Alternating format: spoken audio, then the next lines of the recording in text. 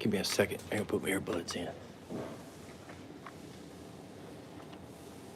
I've learned over the videos that having earbuds in is a better microphone than using the mic on your phone.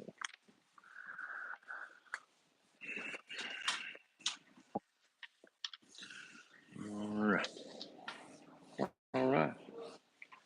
Hope everyone's doing one good this morning. I'm here at Le Bonheur Children's Hospital in downtown Memphis, Tennessee. Been working out here for a few months now. We're about to wrap this job up. We got a bunch of loose ends we got to tie up, and then putting some thermostats in and everything like that. But today, what we're working on a VAV. This right here is a VAV, and let me explain here to you how these things work. You'll see there's a ductwork that comes into this room, and it hits this VAV, and it goes out of the VAV, and it gets distributed inside the room through these vents here. And what we have to do is, when we came through and wired all these up, here is the water valve. This is your water valve right here on this unit. And we have the black wire and the orange wire is backwards on all these. We wired them all up wrong. So we're going back through them all and redoing them. But I just thought I'd take the time and educate y'all on how all this shit works, these VAVs here.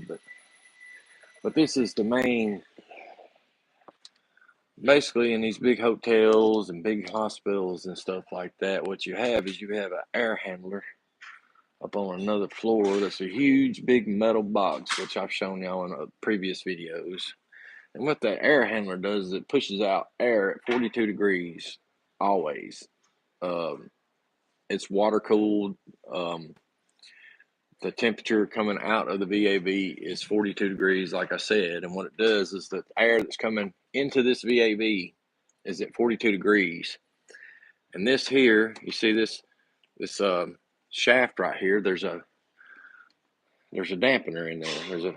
There's basically something that opens and closes to let the air flow into the room. And this is what controls this. This is what lets you know what the status is. You got your thermostat, digital air temperature thermostat right here, and it's tied into the universal bus here. This here is your thermostat. This is the one that's down in the wall over there that people can turn up and turn down to adjust the temperature. And then here's your trunk line, and this is what communicates from the main panel up near the VAV. That's your digital air temperature. And then here is your water valve, and this is your power that powers up the VAV.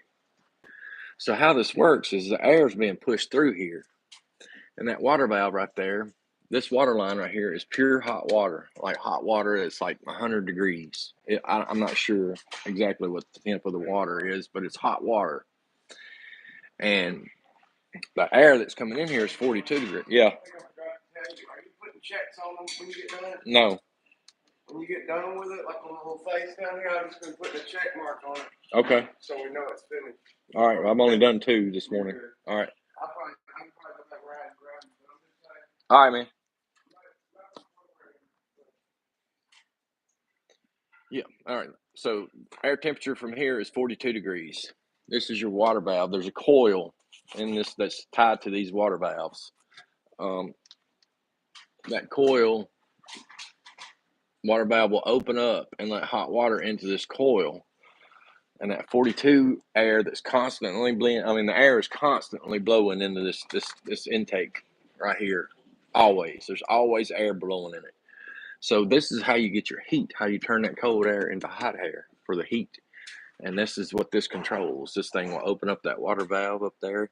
When somebody goes over to the thermostat, hey Janet, when somebody goes over to the thermostat to turn the heat up, what will happen is that water valve will open up, and hot water will go into this coil, and the air temp, the 42 degree air temp that's flowing through it will heat up and just be distributed in the room.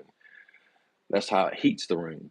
how it cools the room, it basically turns the water valve off and opens and closes the dampener, which is right here, this shaft right here. It opens and closes to let cool air in. And when the room gets to temp, it'll close. So that's how those work. And usually all large buildings, hospitals mainly, and hotels, air conditioning is worked that way. And that's how it's energy efficient, because it's cooled by water. The only thing that's got Freon out in it is the chiller out at the chiller plant. And that's the only thing in the whole entire system that has Freon in it. Most of the time it's run off hot water. But like I said, there's constant air flowing into this room, but what controls it is that VAV control, that what I was just showing you. But we're in the beautiful downtown Memphis, Tennessee. I almost said Mississippi. We're in beautiful downtown Memphis, Tennessee. One of the most violent cities in the country. Yep. I want to tell you a little story about what happened to me this morning. I went to the store this morning on my way to work, stopped and get something. Usually I'll stop and get a biscuit or something like that, but I was sitting there, went inside, bought what I needed to buy, and right before I got out of the car to go inside, there was this big old hoopty come driving up, had like big 22-inch rims, and it was bumping, you know. So I got out of the car, didn't think nothing about it. I see it all the time. Got out of the car and I walked inside the store. I got what I needed to get, and I come walking back outside with a guy that was driving the big old hoopty with the big rims. He opened up his door and yelled at me. Didn't yell at me, but he's like getting my attention. And I went over there to him, and it was this black guy. Had dreadlocks, gold teeth in his mouth, everything like that. And he asked me, he's like, "Man, do you mind going in the store and getting me a cup of ice? I'm paralyzed. I can't. I have to get around in a wheelchair, and I don't have a wheelchair with me. But do you mind going in there and getting me a cup of ice?" And he started handing me money. I'm like, "Yeah, man, I got you, dude. I'll take care of it. Don't worry about it, you know." So I went to the store, and I got him a cup of ice. Never met this guy in my life, ever had met this guy. And, you know, I'm thinking, oh, he's, you know, basically ghettoed out. You know, don't get me wrong. You know, it don't matter to me if that's the way you want to be. That's your decision, you know. And I first thought he was going to ask me for some money or something like that. But no, he asked me to go get him a cup of ice. But when I took the cup of ice to him, he told me how much he appreciated it. And I was like, "No problem, man. Anytime, you know. Like, you mind if I tell you something?" And I was like, "What?" And he says, "God's looking out for you, and you need to stop worrying." And it just, I don't know this guy.